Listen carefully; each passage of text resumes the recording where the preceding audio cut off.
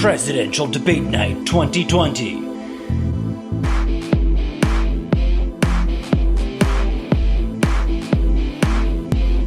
It's off to a weirdly awkward, rough and tumble start. I'm monitoring the three big lamestream media channels, Fox, MSNBC, and CNN. Neither one of them has got a strong intro. Well, we're getting actually going. Neither one of them had audio on the moderator explaining the ground rules. And there doesn't seem to be, Fox is producing it. Everyone else has got this sort of we're just waiting for it to start kind of attitude. And the weird part is when I switch over to Fox, they've got the same vibe. They don't know when it's going to start. And it's their own Chris Wallace introducing the two, presidential nominees, etc., etc.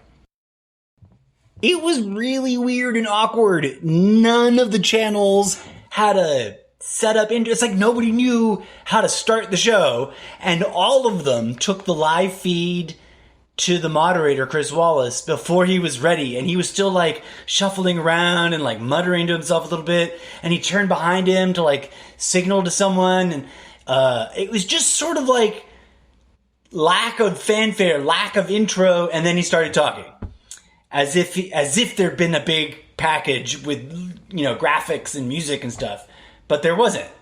I don't know if I missed it, but I was flipping back and forth between all three, and it was just really ridiculously, weirdly, unprepared feeling on all three channels. Ooh. It's a no-noise debate. So right now, they're applauding, and it's the only time they're going to be technically allowed to make noise during the debate. That's going to be boring. And another thing that's fascinating is that there's only a few hundred people in the room, and most of them are friends, family, and or staff of the two men. So not the best kind of audience usually that you would want for these kinds of things. You want the base out there ready to applaud you and shit. This is kind of hilarious. Chris Wallace standing up to scary Trump. This is already a Trump interruptathon. I'm 16 minutes in. I think it's 6:16 anyways. I think it started at 6, although they were a little slow, like I was saying, to start. And Trump has already made the joke that he's going to be debating Chris Wallace and not Joe Biden, which that's the genius of his approach. For those of you who are new, I would like you to note now, for the record, I neither ever choose to reduce myself to just blind rage and hate against Trump, nor do I call him names, nor do I secretly believe him to be all the names that I don't call him. I see him for what he is. The only place you can come close to accusing me of calling him names is when I say that he's a scam artist. People think I'm just throwing that name around, but it's a literal technical term. Just look up Trump Steak and Trump University. Okay, so on top of that, I guess my point is Trump is smarter than he wants his enemies to think.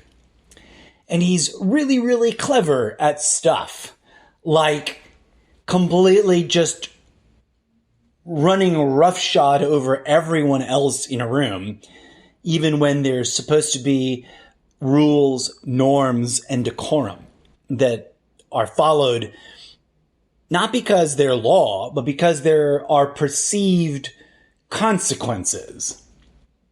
I think Trump just turns that off as a person, just he doesn't care about perceived consequences, potential consequences, and or the way in which, he's just not concerned with the norms that our society traditionally values. And therefore, the way in which people relate to those norms, the way in which people react to those norms being violated, is probably inside of Trump's mind lots of sound and fury signifying nothing, right? Even if those norms have potentially serious real-life consequences, he acts like they're just, fake thunder and simulated lightning at a Shakespeare play. if that makes sense. And I think we're going to see a lot of that in this debate. I think he's just going to interrupt whenever he damn well pleases. And if Chris Wallace and Joe Biden, as individuals, don't have the energy to maintain, there's a certain amount of effort that it takes to check Trump in terms of not letting him run roughshod all over you. I've seen it done. I've seen people, like, take the stick away from him, you know, as it were. If there's a rule about, as long as I got the stick, I can do what I want, then there are people who take the proverbial stick away from him and he's left going, I don't know what to do now. But I don't know if either Chris Wallace or Joe Biden understand how that works enough to do it themselves. We'll see. We haven't even gotten past the first question, and Trump is already flailing around like a bully who doesn't know if he's actually going to win the fight.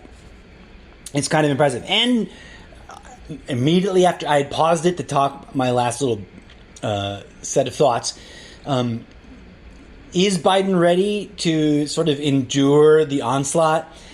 And he's starting to show that he can proverbially keep that dodge and weave going and then pop off when Trump kind of gives room.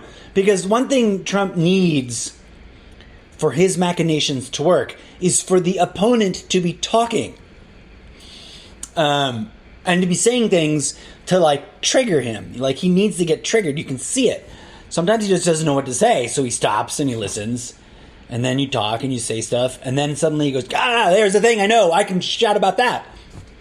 And they're both trying to, like, push past the other, interjecting and undercutting them. And it's, friends, it's entertaining reality TV, talk show, politics shenanigans. And I want to go off on a tangent here really quickly. Some of you may have noticed that I am of the opinion that both parties are political puppets for a larger mechanism. That does not mean I think everything is scripted and orchestrated. I think that they are human beings, these puppets, not robots, not programmed brainwashed zombies, not all of them knowing, witting, evil, nefarious, blood-sucking vampires. I think they are human beings who are being hijacked and manipulated, through sophisticated means of manipulation. And that generally they're left on a pretty long leash. The leash is the length of their party's ideology. Now, what's interesting about Trump is that one way or the other, he savvies it enough and wants to play the role of the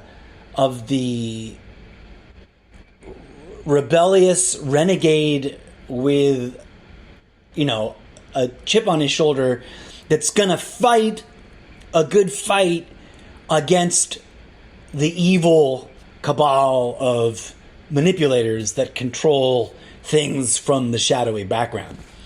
But you can tell, dear friends, that he's just one of their tools because he resorts to casting that aspersion on others when he's got nothing else. He's literally turned to shadowy figures in the shadows controlling Biden.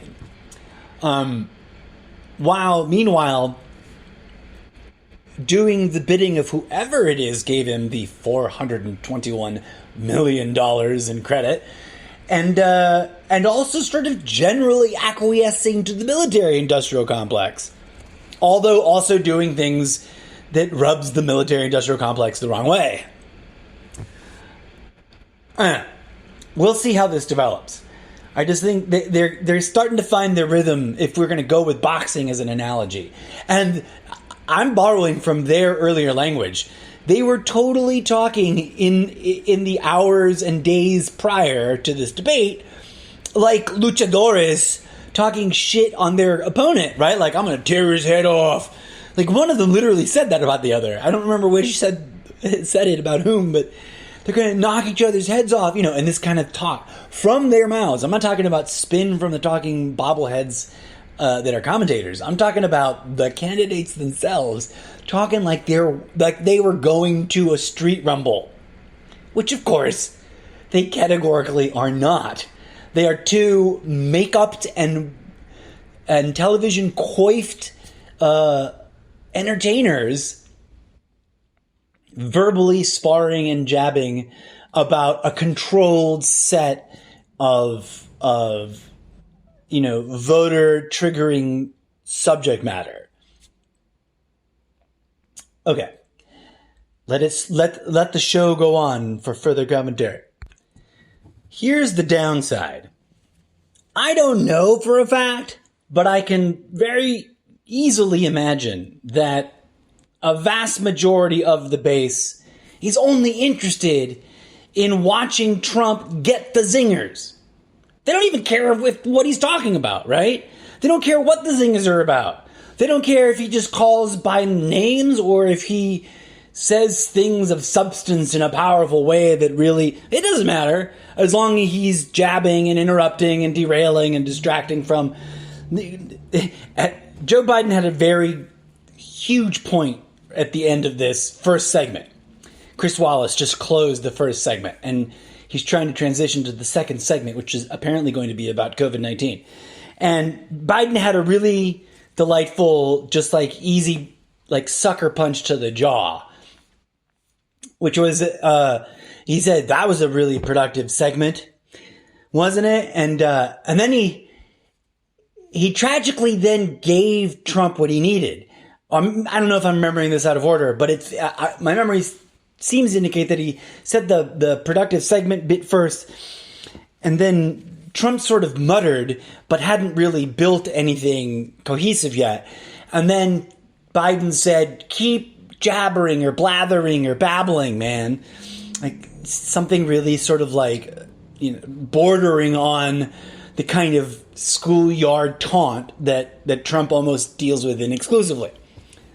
Which is exactly the sort of opening that Trump needs.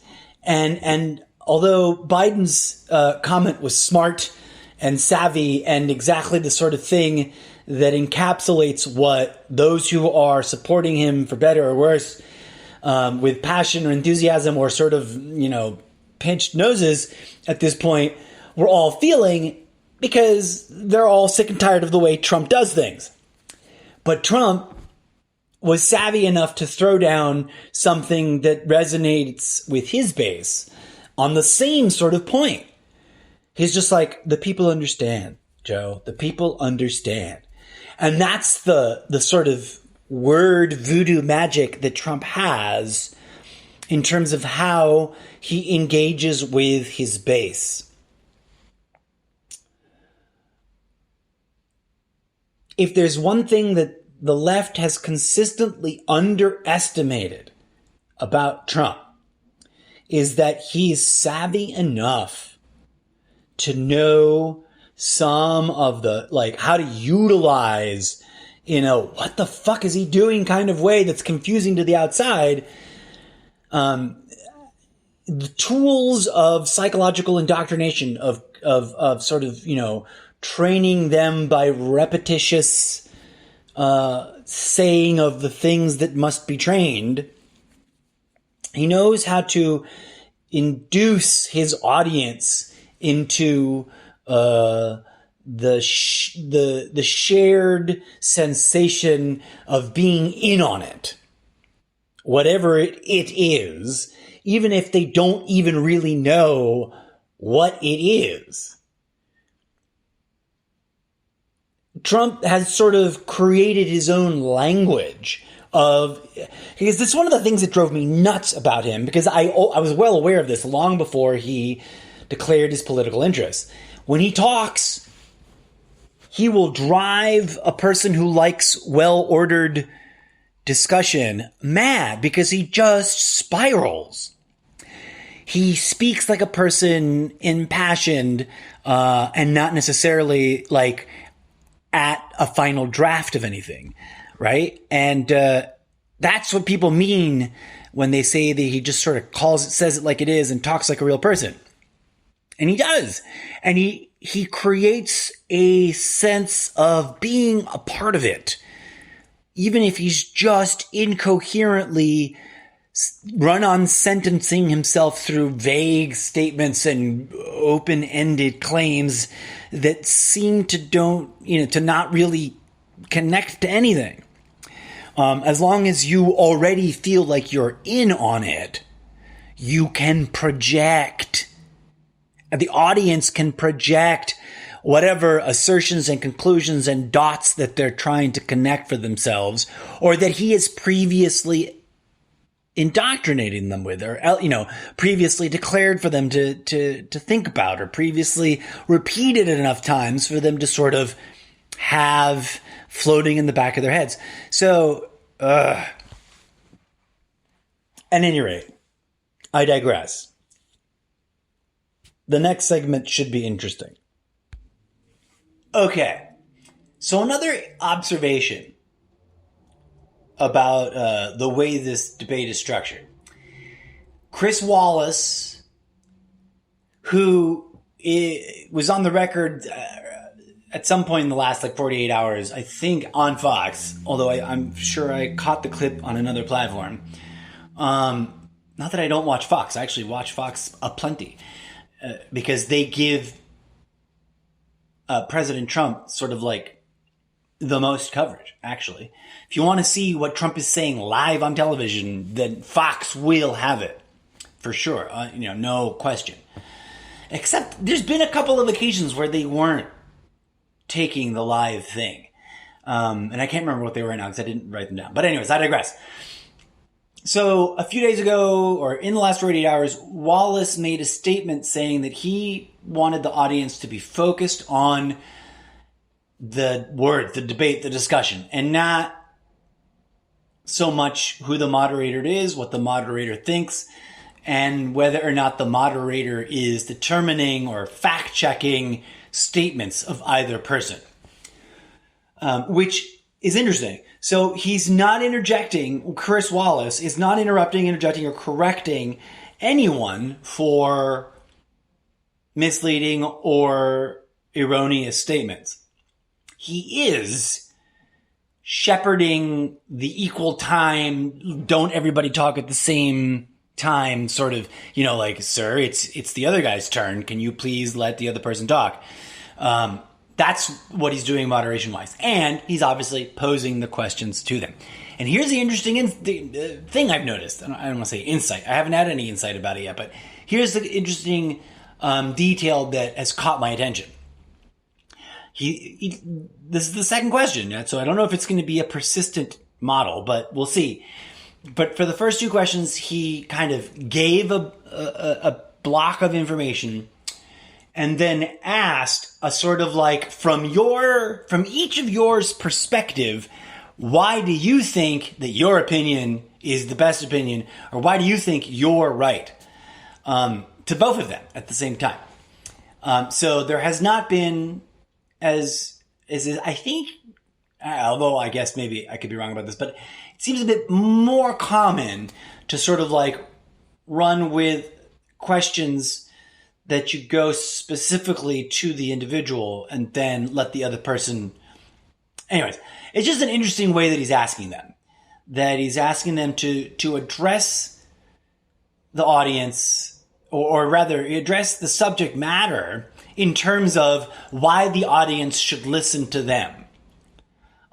Which is kind of appealing, but also because it's such an open-ended, there's no direct question, right? He says, COVID-19, this stuff has happened, blah, blah, blah, blah.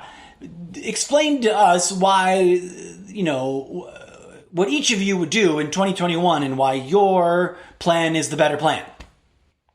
It leaves the door open for them to just jump in whatever direction they want.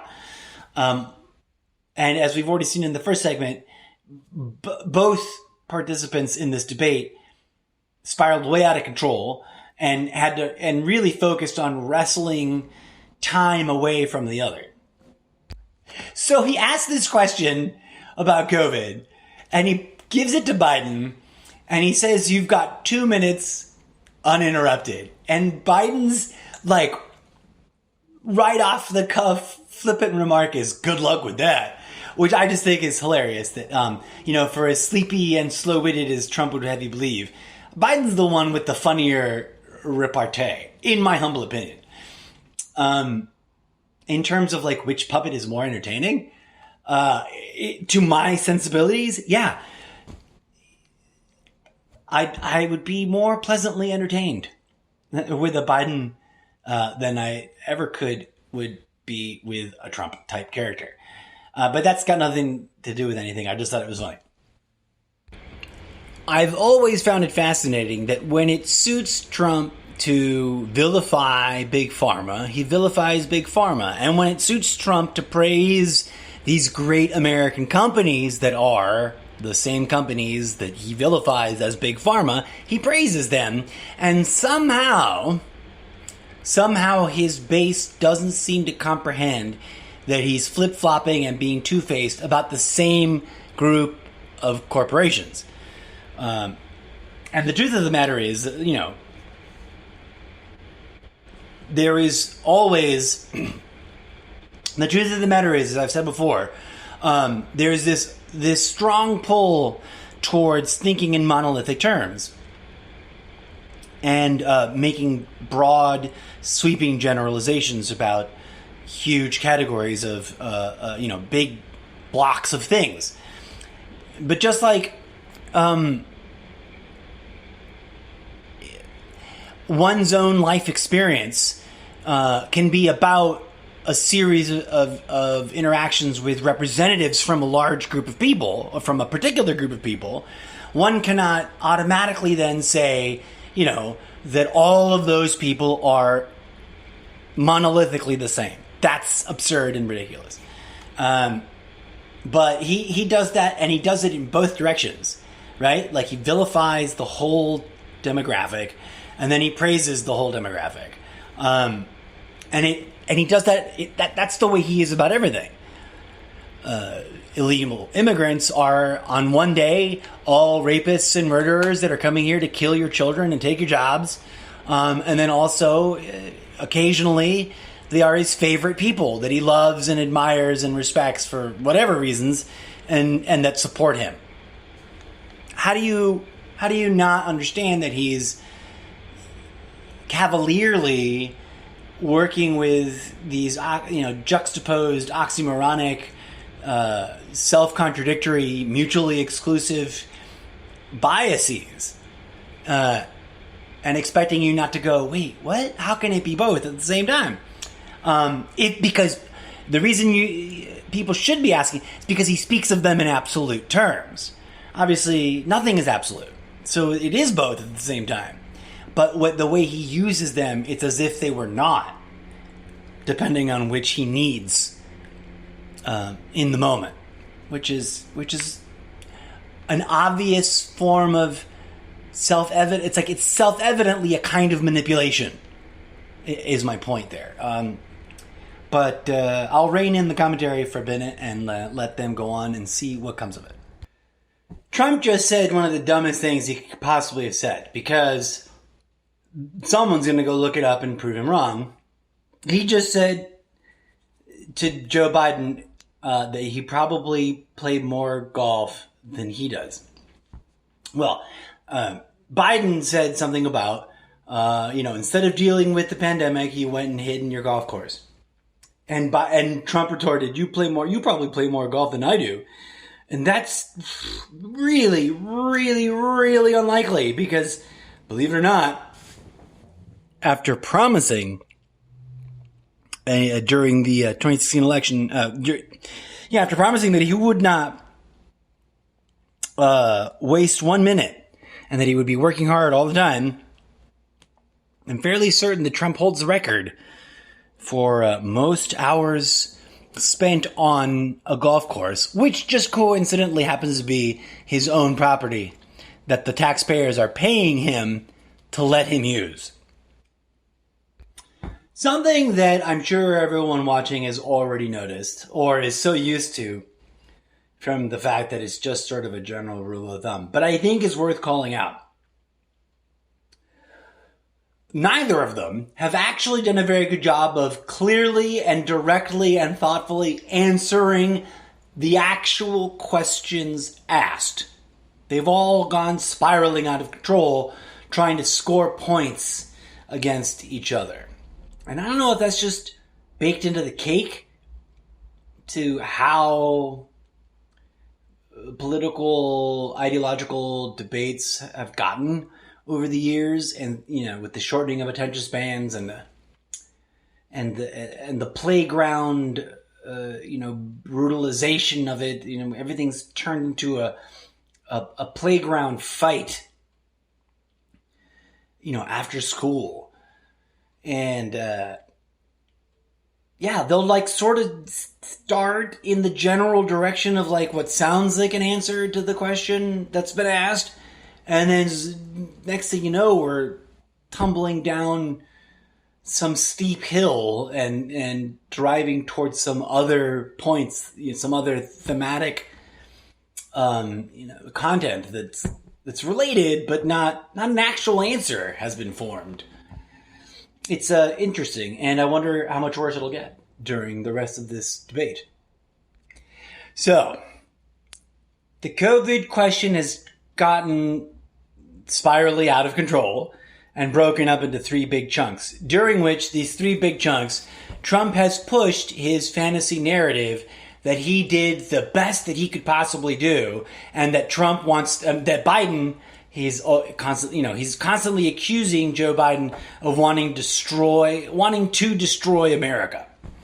And there's three things going on with the way that, from my perspective, my understanding of things, and what I see in terms of what actually happened and the way Trump likes to narrate it. So there's the history of what really happened, and we can do a big long rehash of that someday in a special episode. But everybody generally, well, here's the problem. We live in such an echo-chambered world that everyone gets their own special echo chamber edition of what is going on. And as soon as we start to turn to looking back and repeating the history to ourselves in order to take stock, you'll note that every echo chamber has their own little fabricated version of the story. And Trump is someone who's gifted at this. He weaves his own preferred, reimagined, revisionist version of the immediate past, up to and including the last 48 hours. He will rewrite what he just did yesterday, if circumstances require him to change it because of some understanding that it's worth changing. And in this revisionist sort of rehash of telling the story, he's juggling this notion that the Democrats are the ones who want the shutdown, but he's also trying to give himself credit for initiating the shutdown at the perfect time to shut everything down, which arguably, if we were to go back in time right now and look at where the discussion was back then, it was about how this is already way too late for a shutdown. We should have shut down weeks ago. Why? Now you're going to shut the whole fucking country down after hemming and hawing and telling us it was a hoax and pretending it was all going to go away by itself? And see, so Trump, mushes all the flaws and tries to turn that into a narrative of the Democrats did that, and I magically saved us all. And to hear him tell it, we're reopening, and in Republican states, the disease is over, and in Democratic states, there's a pandemic of suicide and alcoholism. And the truth is much more complex and much less segregated by red or blue state. And the irony is that the legitimate critique here, in my humble opinion, is that because of the president's hemming and hawing and denial and dismissal, the shutdown was sporadic in its rollout, not to mention late. So even the Democrats who shut down early, that was late in the game, generally speaking, for the shutdown to occur. And then the rest of the states that were Republican had to wait it out even longer, which made things worse.